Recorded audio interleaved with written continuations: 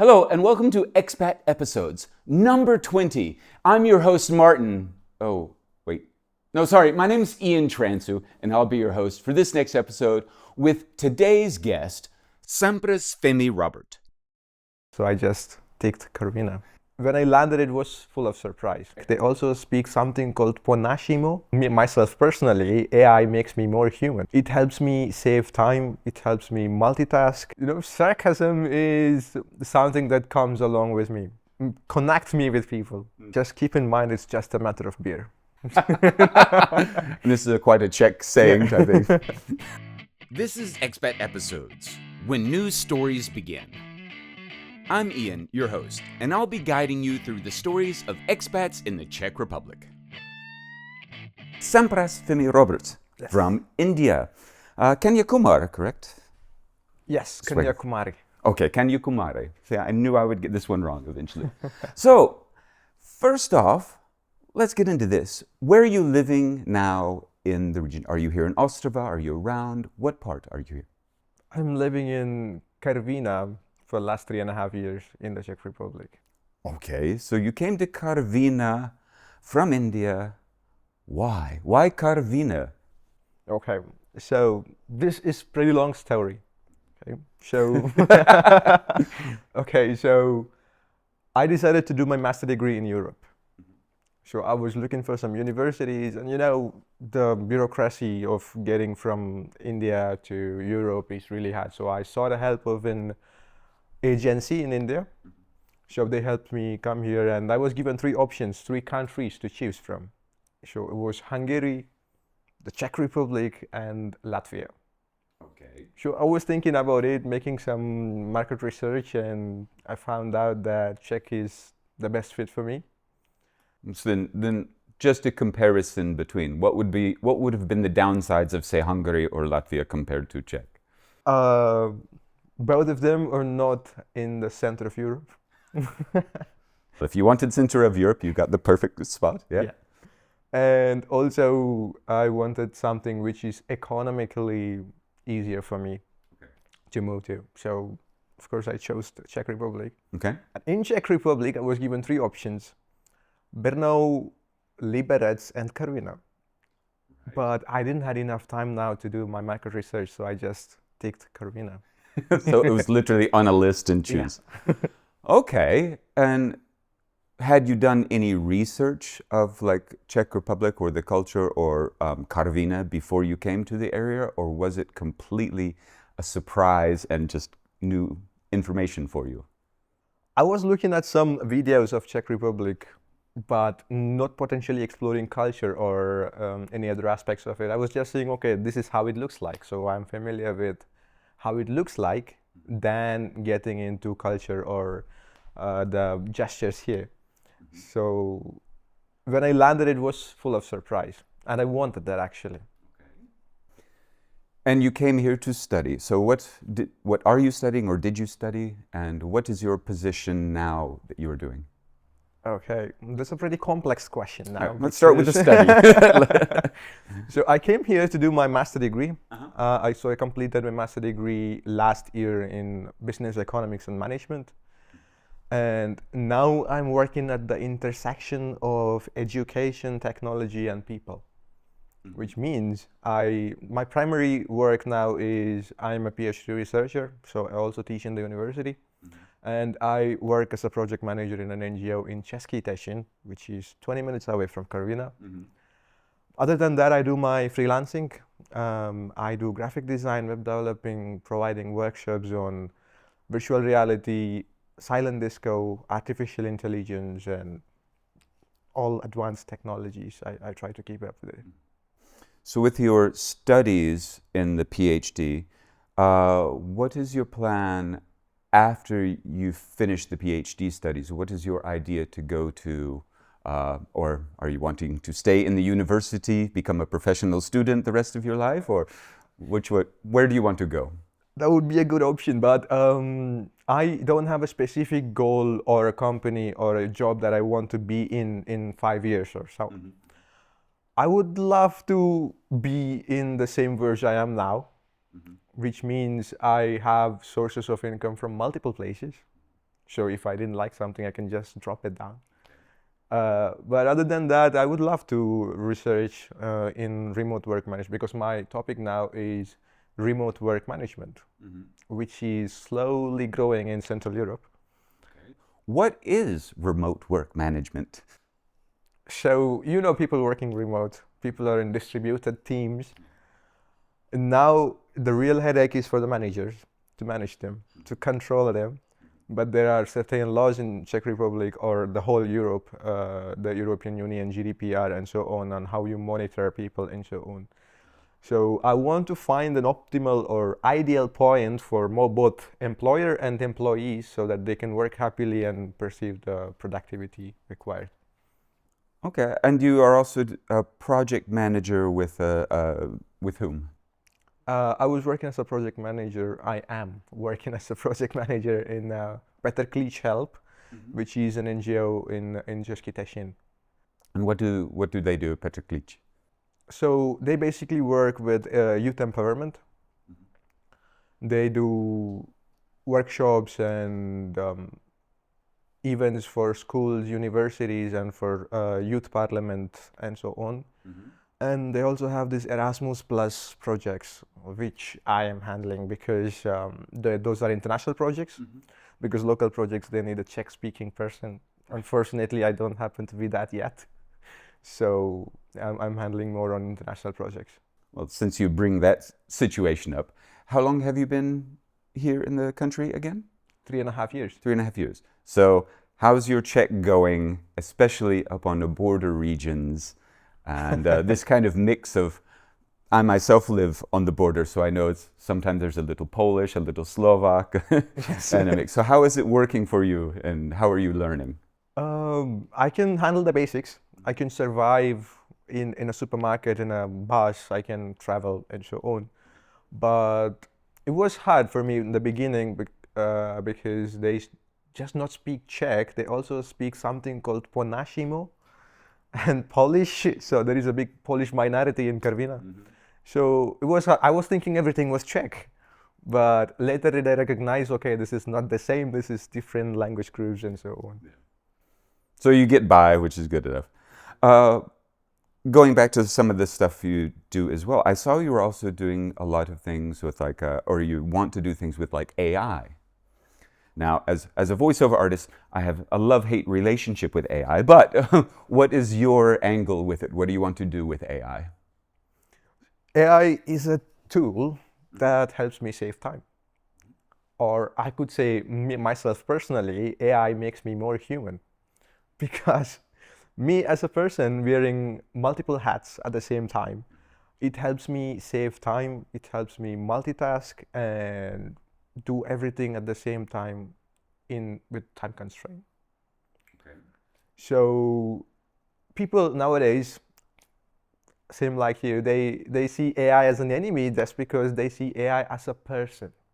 But it's not a person, it's just a tool that helps humans. So AI is supposed to make your lives easier and not hell. I do agree. I mean, mine is a different story, but I do agree that there are good points to it, so I'm not arguing. Okay. You also did something called the Talk Club. Yes. And is this something still ongoing with you? And could you explain what it is, what you do with this Talk Club? And is it in Karviná or with the university or what? It was a project initiated 2 years ago in the university in Karviná. I was constantly meeting people because I love socializing. I'm an extrovert, so I just go, I like meeting people. But on the other side, I find introverts who want to speak to people, but they couldn't because of they are shy or whatever. So because I'm extrovert, I go to them, I start to speak to them. Then I got to know their desires of behaving to people. And that's how this idea came to my mind. Okay, why not create a talk club so everyone have a chance, or they are forced to speak, of course with consent, but somehow they get connected to people, they find new friends there, and they are happy, everyone is happy, I'm happy by seeing them being happy. And it pulls in a lot of Czechs or foreigners or other expats in the It's region? international. It's mostly in English, but we also have specific Czech workshops there. And how often do you do this? Once a month, once a week, or? In different phases or in different semesters, it was different. So in the beginning, it started like every week we had something, but now it's like once in 2 weeks because there are a lot of things going on. Also in the university, there is like different clubs and so on. So we try to keep it as good as possible. We don't want to overfeed people with events. So now it's like once in 2 weeks. For you, what do you think is a good tool that you use to get people to become more open and speak? What is kind of like one of your clicks that helps people a lot? Because I know a lot of people as well, expats, locals that can be very shy when speaking to others. So what is your kind of trick to help people become more open? Questioning. Questioning. Yes. Ask them a question and they don't have any other choice. Okay. You can. Okay. Something else I was reading on your information as well that you and you wrote to me. You mentioned something about ethical tech. What is this, and what does it mean for you? And yeah, tell me more about ethical tech. So ethical tech is nothing but using technology in an ethical manner. Mm-hmm. Some people tend to harass ChatGPT with their prompts. And okay, for example, myself, I do teach sometimes, so I give tasks to students. And what they just do is they just copy the question, paste it in the prompt, and they generate the answer, copy it from that, put it in the Word, and send it to me. Okay. Not everyone is doing that, of course, but there are people who does that. If you ask me if this is ethical, no. Without having the knowledge of what you're writing, without having the idea of what's going on in your paper, if you're sending it to me, then you're not cheating me, but you're cheating yourself. So when I ask them questions about what did you wrote there, why did you wrote this, they don't know. When I ask about what's the meaning of this, they don't know. So this is one aspect. But other than that, there are also people who use tech. They mishandle tech. What to use it for and where to use it for is what I think is making things more ethical. It's about how you think and how people perceive it. Do you think that people are also becoming very reliant on ChatGPT or AI, and they're not actually learning the material? They're just asking the question, printing out, and like you said, sending to you and not knowing what they're actually learning? Yeah. Like, I'm not telling everyone is doing that. There are people who really use it professionally, ethically, and they know what they are doing there. They adjust everything, they read it completely, they check for sources, but few people, they just are thinking LLMs like ChatGPT or Gemini or Meta AI, whatever, is just giving them right answer. They think that it's like an expert in everything, but it actually doesn't work like that. Because I'm working with artificial intelligence tools like including LLMs and also other agentic tools. What I have noticed is AI is just predicting things. Yeah. It's predicting patterns, it's predicting the text based on your context, and it's giving you some answer. Sometimes it hallucinates. Sometimes it just gives you some information random from somewhere. It makes up citations and references. So it's always good to cross-check and as you should as a PhD student Yes. as well. So learning to cross-check. Yeah. Let's pull away from the studies and the work a bit and go back to your more freelance side. You mentioned earlier that we were doing a bit of graphic design, some other things. What other things do you have in your freelance repertoire that you're trying to do? What other job options to keep this in? And do you have anything else in your sideline that you like to do? Sure. I'm doing a lot of things in my freelancing. I don't have like a specific sector or industry that I work with. A jack of all trades, as we say. Yeah. Yeah. Okay, perfect. Let's say that. And I do graphic designing web development, and also I make Excel automations because for SMEs, small and medium enterprises, it's hard for them to find money to pay project management softwares or MailChimp and mailing systems. So I kind of automate Excel sheets, not Microsoft Excel sheet, but Google Sheets with AppScript so that it works as a project management tool. It's the same Excel as people use in good old days, but now it's automated and more smart. And other than that, I make workshops on virtual reality, artificial intelligence, and I provide services on virtual reality. We have these goggles and they can experience it, and silent disco headphones. We also create a new method in silent disco headphones, which is called Silent Lab. Silent Lab. So this silent disco headphones, it has 3 channels, so you can switch. So we divide people into groups and give them instructions what they're gonna do. So they themselves get into a play. They become a live character. This way, learning is more interesting and curious. Okay. And before we got into our conversation, you mentioned one interesting thing I wanted to get into. You go and clean up forests with Orvaldo or something like this. You just touched on it, and I have to remember this for later. So what is this with the forestry or that you are doing, volunteer work? So there is something called EU Life. They fund projects and so on. So from the NGO that I'm working in, we have this nice project called Life Model Forest, which is like we collect people for volunteering. It could be either you are a student, employee, or whatever you are doing. You're welcome to come, and there are less dead woods in the forest right now, and it's really important for the flora and fauna. So we are gonna increase the deadwood levels in the forest and clean up invasive plants such as some, according to the scientist guide. This is the idea. So whoever is watching this, if you would like, give me a call. Perfect. Going on with that, so around the area, let's stick to this region. So if you'd like to go out into forest, what do you recommend, or what are some of your places to get out to in the Beskids, in the mountains or forests around the area? What are some of your favorite spots to get out to? There are some little forests in Karvina, which I usually go on evenings, summer evenings. It was really nice because there are this groundwater in Karvina because of coal mining.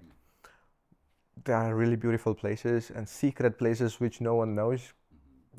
People might know it, but they don't often go there. So it was great for me because I'm alone there, enjoying my music and coffee and everything. So I guess you have been out to the Church of Saint Barbara? Of course. Okay. Now, around Karvina or Ostrava, what are your kind of recommendations of where you like to go, whether it's cafes, food, entertainment, a good pub, and specifically in Karvina, because the only place I know personally is Ovechka, right, going up the border. But okay. What else do you know there, or what would you recommend? There are really good places to hang out in Karvina. The one is Lodički, which is a bar in the park, close to water. Oh, nice. You can find it in Facebook or Instagram. You can find really good, it's really good atmosphere there, really good ambience there and people. So it's open stage. There are also plenty of concerts and events happening there, like acoustics and so on. The other part is Karvinskie Morze. Karvinskie Morze, okay. It's like Karvina Sea. There's a sea in Karvina? I was also surprised when I heard it as bad. But it does look like a sea, but it's like groundwater lake. Yeah. From coal mining. They say there was a village before, and this village is underwater now. And that's where we swim now, and it's a really nice place. A lot of people there, and the infrastructure is also developing there. So now it looks really like you can dive in there. There is a floating island. You can go kayaking and so on. And last major question is for this. How did you get involved, or how did you learn about the Ostrava Expat Center? How did you get to this place you're at right now? So my first interaction with Ostrava Expat Center was through my university. There was some job hunt or job festival where you can go find different companies and find a job. Mm-hmm. When I came here, it was hard for me to find a job because of the language, especially in this region. But then I came to this event, and then I met with few people from Ostrava Expat Center, and that's my first interaction with Ostrava Expat Center. They give me a nice sock, which I still have. I know, when I did my podcast, I have a great pair of socks. I didn't wear them today, sorry. Great. So that's how my first interaction started, and then I was involved in some of the, I don't know if they are partners or they are branches, the MSIC. Mm-hmm. Mm-hmm. And also there was this project called Demola. Mm-hmm. So through this project I got more closure, and they also organized some events yearly, so I also attend some events. I got invitation. Oh, great. Well, glad you could come to us. Yeah, great. And just a few of the strange questions at the end. One, what do you mean on your LinkedIn profile of side of sarcasm? You like life with a bit of side of sarcasm. Yeah. What do you mean by this? You know, sarcasm is something that comes along with me. And that's how connect me with people. Mm-hmm. Because they would love to get some sarcasm and then get surprised about it. Right. So when you tell some jokes to someone, they're perceiving it first, and then they are like, wait, did you mean that? Are you serious? Yeah, I know. I saw that and I went, oh, I'm going to like this guy. He's gonna be because there was one question 2 weeks ago. Mm-hmm. Someone asked me, what do you think that people should know about you? Mm-hmm. I was thinking for a minute, and I said that I can torture them. You can torture them. But a good thing to be able to do. I was shocked. But then I clarified it. Okay, not physically, mm-hmm. positively, and with my energy. So then they are fine. So. Next one, quick one is, what's been the most difficult part for you coming from India to a foreign country like Czech Republic? Like bureaucracy, language, drinks, food, what? Everything. Everything. Okay, well, that might be a complete different episode. But yeah, very quickly, yeah. So it started when I was 17. I moved out of my family 800 kilometers away doing my bachelor degree. And then I happened to be in Czech Republic, completely different country, mm-hmm. culture, climate, mm-hmm. and people. Mm-hmm. There was a lot of cultural shock for the first hour I arrived. And from the second hour, I was already in. I was already adapting and taking it in. So it was fine. But the Czech bureaucracy kept me so busy that I didn't have time to feel homesick. So I was fine. So you've settled in now. Yeah. Yeah. Okay. Cats or dogs? Both. All right, good enough one. Coffee or tea? Coffee. Milk and sugar? Maybe. Okay. Favorite places kind of travel to? Other countries you've been to? From the countries I've been to, I would love to go back to Romania and Greece. Okay. And anything specific about Silesian culture that is just completely strange and bizarre to you? Even could be a food or something. I read an article which says a person to complete a master degree, it takes minimum of 365 beers. This is quite a Czech saying, I think.